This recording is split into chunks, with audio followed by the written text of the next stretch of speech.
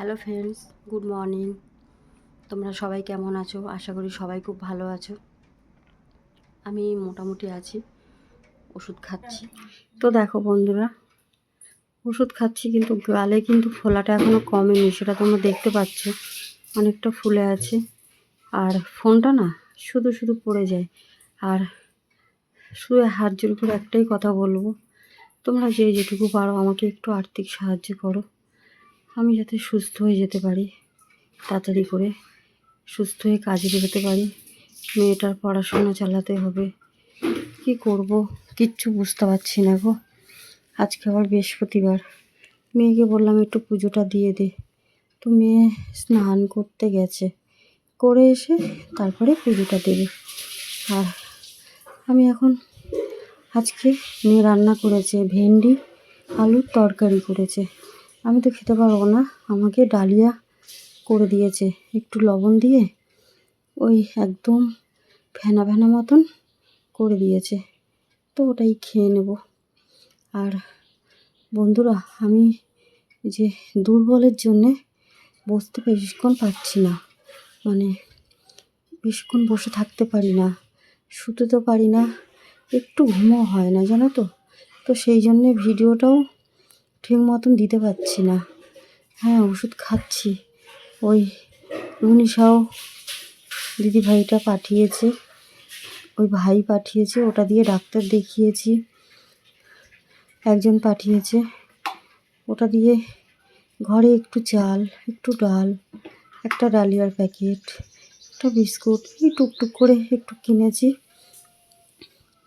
তোমরা যে যেটুকু পাঠাচ্ছ ওটা দিয়ে আমি ডাক্তার দেখিয়েছি, ওষুধ কিনে খাচ্ছি, আর ঘরে খাবারটাও খেতে হয়।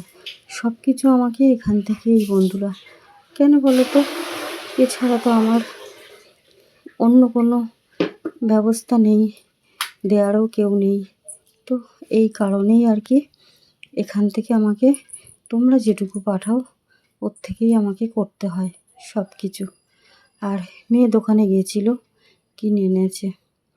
আর একটা কথা কি বলো তো বন্ধুরা, এই যে আজকে 6 মাস হয়ে গেল আমি বসে আছি, আমার নিজেরও তো ভালো লাগে না, বসে থেকে থেকে না মাথায় খালি চিন্তা, উল্টো পাল্টা মাথার মধ্যে ঘোরে চিন্তা। কখনো মনে হয় কিছু করে ফেলি, মরে যাই, মানে এত কষ্ট হয় না, সহ্য করতে পারি না জানো তো। গলায় যেহেতু ওটা ঠিক হয়নি, ওই ফোসকাটা যে পড়েছিল না, ওইটা আগের থেকে ঠিক হয়েছে, জ্বালাটাও একটু কমেছে, তো এই জন্য একটু ডালিয়া এটা খেতে পাচ্ছি গলায় আস্তে আস্তে। আর ফোলাটা কিন্তু একটুও কমেনি ভিতরে, আর কি গলার ভিতরে যে ফোলাটা আছে ওটার কথা বলছি।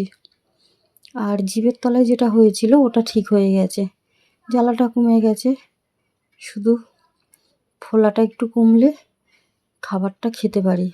আর খাবার খেতে যেহেতু পারি না, এই জন্যেই কিন্তু আমার দুর্বল কাটছে না কিছুতেই। ডাক্তারকে বললে ডাক্তার তো একটা কথাই বলে, কষ্ট করে হলেও খেতে হবে, গরম দুধটা খাও যাতে একটু আর কি প্রোটিনটা যায়। তো ওই দুধটা খাই। আর ডিম সিদ্ধ তো আমি খেতে পারি না, ওটা লিকুইড করেও আমি খেতে পারি না, চেষ্টা করেছি, পারিনি। শুধু শুধু জোর করে খেতে গেলে না বমি হয়ে যায়, আরও গলার অবস্থা খারাপ হয়ে যায়। এই জন্যে ওই দুধটাই কিনে খাই, 1 প্যাকেট কিনে আনলে মেয়েকে একটু দিই, কেন এমনিতেই ঘরে খাবার দাবার সেরকম নেই, মেয়েকেও তো দেয়া হয় না। আজকে 6 মাস হয়ে গেল, মেয়েটা তো কোনো তরকারি মাছ টাছ কিছুই খেতে পারে না আমার জন্যে। আমি যেহেতু অসুস্থ, বাজার করতে পারি না, আর মেয়েকে আমি বাজারে পাঠাই না, কেন বলো তো, তোমরা তো জানো আমার বাড়িতেই সমস্যা, তো মেয়েকে আমি একা একা যেতে দিই না। শুধু দোকানটা আমার ঘরের সামনে, মানে আমাদের বাড়ির সামনে, তাই এই দোকান থেকে নিয়ে আসে। আর ওই দোকানদার যে দাদার বউটা আছে, বৌদিটাকে বললে, বৌদিটা যেহেতু জানে আমি অসুস্থ, উনি কিনে মানে সব কিছু মেয়ে লিস্ট করে নিয়ে যায়, উনি রেডি করে পাঠিয়ে দেয়, ওনার মেয়ে আছে, মেয়েকে দিয়ে ও পাঠিয়ে দেয়, টাকাটা দিতে হয়। কেন ওই দোকানে অনেকগুলো টাকা বাকি আছে, তো এখন আর বাকি দেয় না। আসলে কি বলো তো, 6 মাস একটা সংসার চালানো, তারপরে নিজের চিকিৎসা, কিভাবে চলবে আমি যদি বসে থাকি? আর আমি ঘরে বসে যে সেলাইটা করব, আমি তো মাথা উঁচু করে বসতেই পারি না বন্ধুরা বেশিক্ষণ। বসতে পারলে আমি কষ্ট হলেও একটু আস্তে আস্তে সেলাইটা করতে পারতাম। আর চোখে না শুধু ঝাপসা দেখছি। চোখে আমার এমনিতেই খারাপ ছিল, পাওয়ার ছিল অনেক, মানে দূরের কাছের কিছুই দেখতে পাই না। আর এখন যেন আরও বেশিই হচ্ছে, চোখে একদম দেখি না। উপরে ঘড়িতে কটা বাজে সেটাও দেখতে পাই না, এখন বাজে 12টা 10। তো এরকম উঁচু হয়ে আমাকে দেখতে হয় বন্ধুরা। তো জানি না, এই হঠাৎ হঠাৎ করে, আর যেহেতু লিকুইডটা একটু খাচ্ছি আর অন্য কিছু খেতে পারি না, এই জন্যে হঠাৎ হঠাৎ করে না মাথা ঘুরে যায়, দাঁড়ালে বসে থাকলেও মাথা ঘুরায়। মানে কীরকম ঘুরায় বলো তো, ঘর বাড়ি চারপাশে মনে হয় কি পুরো সব কিছু যেন ঘুরছে, এরকম লাগে। একদম অন্ধকার হয়ে যায়, মাথা ব্যথা করে, মাথা যন্ত্রণা করে, নিচু করতে পারি না মাথা। উঁচু করে একটু দেখি, কথা বলি তোমাদের সাথে, ভিডিও করতে গেলে না ক্যামেরার দিকে তাকিয়ে থাকতে হয় একভাবে, আর আমি ওই একভাবে তো কথা বলতে পারি না, চোখে তাকিয়েও থাকতে পারি না, চোখে কিচ্ছু দেখতে পাই না, একদম ঝাপসা দেখছি বন্ধুরা। আর গলার ফোলাটা বাইরের একটু কমেছে, কিন্তু গলার ফোলাটা একটু কমেনি। ওই গলার ফোলাটার জন্যই আমার কষ্ট হচ্ছে, গিলতে পারি না। যদি গলায় পুরো একদম ঢেকে যায়, যেখান দিয়ে আমাদের খাবারটা যায়, তাহলে ওখান থেকে খাবারটা কি করে যাবে বলো? এই জন্যেই আমি খেতে পারি না। আজকে 6 মাস হতে গেল, আমি কোনো কিছুই খাবার ভাত কিছুই খেতে পারি না। ওই লিকুইড করে মেয়ে যেটুকু দেয় কোনো রকমে ওগুলো একটু ঢেলে ঢেলে গালে গ্লাসে করে দিই। এইভাবে বন্ধুরা বেঁচে থাকা যায় বলো তো? কিন্তু তোমাদের ভালোবাসা, তোমাদের সাপোর্ট, তোমরা আমাকে এত ভালোবাসা দিয়েছো আর দিচ্ছ এখনও। আজকে তোমরা আছো দেখে আমি একটু সুস্থ হতে পেরেছি আর কি, একটু ভালো আছি। শুধু তোমাদের জন্যে, তোমাদের আশীর্বাদ, তোমাদের প্রার্থনা, তোমাদের সাপোর্ট, তোমাদের ভালোবাসা। সেই জন্যই তো মা সন্তোষীমাকে বলি, তোমরাই আমার মা বাবা সব কিছু। তোমরা আমার এত ভালো পরিবার, আমি জীবনে কারোর কাছে এইটুকু পাইনি বন্ধুরা, এই ভালোবাসাটুকু কারোর কাছে পাইনি। আজকে আমি অসুস্থ হয়ে পড়ে আছি, তো কি করব, এইভাবেই পড়ে আছি। একটু উঠি, বসি, দাঁড়াই, এইভাবেই চলছে। আর মেয়েটার তো পড়াশোনা, মেয়েটা তো খুব কান্নাকাটি করছে, কারণ মেয়েটা ভর্তি হতে পারেনি। মেয়ের ভর্তির লাস্ট ডেট আছে এই তো 19 তারিখ লাস্ট ডেট। যেহেতু মেয়েকে বলেছে ওখান থেকে, আগে যেহেতু ওরা কোশ্চেনগুলো করায়নি, তো এই জন্যে বলেছে যে হাফ টাকা দিলে মেয়ের ভর্তিটা হয়ে যাবে। কিন্তু বন্ধুরা হাফ টাকা অনেক, এই হাফ টাকা আমি কোথা থেকে দেবো বলো তো তোমরা? মেয়ের ভর্তি করতে গেলে অনেক টাকা, আমি নিজেই অসুস্থ হয়ে পড়ে আছি, কাজ করতে পারি না। তো মেয়ের ভবিষ্যৎ, মেয়ের কেরিয়ার সব নষ্ট হয়ে গেল। কারণ আমি মা যদি অসুস্থ হয়ে পড়ে থাকে, মেয়ের জন্য আমি কোথার থেকে টাকার ব্যবস্থা করব তোমরা বলো? সোনা বলতে তো কিছু নেই, সবই তো বন্ধক দেওয়া রয়েছে। ওগুলো থাকলে তাহলে হয়তো বিক্রি করে মেয়েটাকে এখন ভর্তিটা করে দিতে পারতাম। তো সেই জন্য বন্ধুরা কিছুই করতে পারছি না, মেয়েটার জন্যে কষ্ট হচ্ছে। কি করে মেয়েটাকে পড়াবো, কি করে মেয়েকে ভর্তিটা করব? এই কষ্টটা একটা মায়ের কাছে যে কতটা পরিমাণে কষ্ট বন্ধুরা, সেটা একমাত্র একটা মাই বলতে পারে, জানো তো?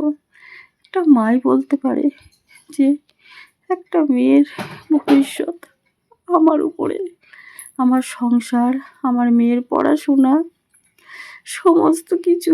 আজকে আমি অসুস্থ হয়ে পড়ে আছি, আমি কিভাবে করব, কিভাবে কি করব, মাথায় কিছু কিছু ভেবে পাচ্ছি না। এই টেনশানে আমি অসুস্থ হয়ে পড়ছি, আর তোমাদেরকে ভিডিওটাও দিতে পারছি না। আমার এখন ভিউটা একদম কমে গেছে, কমেন্টটাও আসে না। তোমাদের কমেন্টে আমি মনে জোর পাই, শক্তি পাই। একটা করে কমেন্ট আমাকে করো, একটা করে কমেন্ট করো বন্ধুরা। তোমাদের কমেন্ট দেখে আমি মনের দিক থেকে একটু জোর পাই, শক্তি পাই গো। আজকে মনটা খুব খারাপ লাগছে মেয়ের জন্যে, যে মেয়ের জন্য আমি এত লড়াই করলাম, এত কষ্ট করলাম। সেই মেয়েকে আমি কিভাবে ভর্তি করব, কিভাবে পড়াবো? অনেকগুলো টাকা লাগবে, যেহেতু ৯৫,০০০ টাকা দিয়ে ভর্তি করেছিলাম। এলিনে ফিজিক্সওয়ালাতে বলেছে এখন মেয়েকে ৪৫,০০০ টাকা দিলে এই বছর মেয়ে নতুন করে পড়তে পারবে। স্যারেরা গ্যারান্টি দিচ্ছে যে পাস করবে, কারণ কাশিটা হচ্ছে, গলা খুসখুস হচ্ছে। আর যেহেতু আমি ভিডিওটা সকালের দিকে করছি, তো চারপাশে আওয়াজ আসছে। সকালে বলতে কি, সকাল না কিন্তু সন্ধ্যা সন্ধ্যা আর কি, ৭টা বাজে। তো আশেপাশের আওয়াজটাও আসে। ভয়েসটা দিয়ে ভিডিও করছি, ডাইরেক্ট ভিডিও করছি আমি, কারণ আমার তো অবস্থা একটু ভালো না। মাঝে মাঝে মনে হচ্ছে কি মেয়েকে রেখে আমি পৃথিবী ছেড়ে চলে যাই। আর কষ্ট সহ্য করতে পারছি না, কারণ আমি চোখের সামনে মেয়েটাকে দেখছি একটু একটু করে তার ভবিষ্যৎ, তার পড়াশোনা নষ্ট হচ্ছে। আমি কিছু করতে পারছি না মা হয়ে। আমার মেয়েটার জন্যে আমি আজকে স্বামী সমস্ত কিছু ছেড়ে ১৭টা বছর কাটিয়ে দিলাম। সেই মেয়ের পড়াশোনা আমি চালাতে পারছি না, ভর্তি করতে পারছি না। মা সন্তোষী মা আর কত পরীক্ষা নেবে আমি জানি না গো, জানি না। কষ্ট হয়, তাই তোমাদেরকে বলি। তোমাদেরকে বললে মনটা একটু হালকা হয়। তোমরা ছাড়া কেউ নেই এই পৃথিবীতে আমার আর আমার মেয়ের। তোমরা আছো দেখে আজকে আমি এই জায়গায়, এই বাড়িতে থাকি। না জোরে একটু কথা বলতে পারি, না জোরে কাঁদতে পারি, হাসতে পারি, কথা বলারও অধিকার নেই। তবু এই শ্বশুরবাড়িতে পড়ে আছি একটাই কারণে, কোথাও যাওয়ার জায়গা নেই আমার। মেয়েটাকে নিয়ে কোথায় যাব? রাস্তায় গিয়ে তো থাকতে পারি না, তাই এই অত্যাচার সহ্য করে পড়ে আছি এখানে।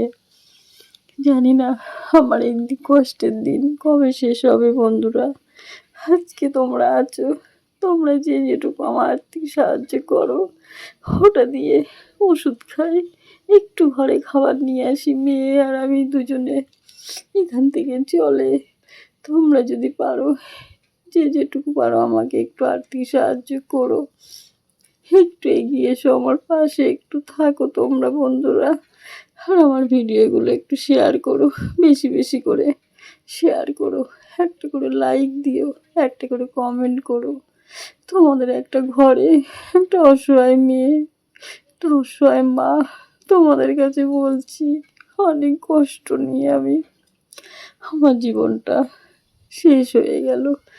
আজকে জীবন তো শেষ হয়ে গেছে, সেটা তো বাদ দিলাম, কিন্তু আজকে মেয়েটার ভবিষ্যৎ, মেয়েটার জীবনটা আমি মা হয়ে কি করে দেখবো জানি না।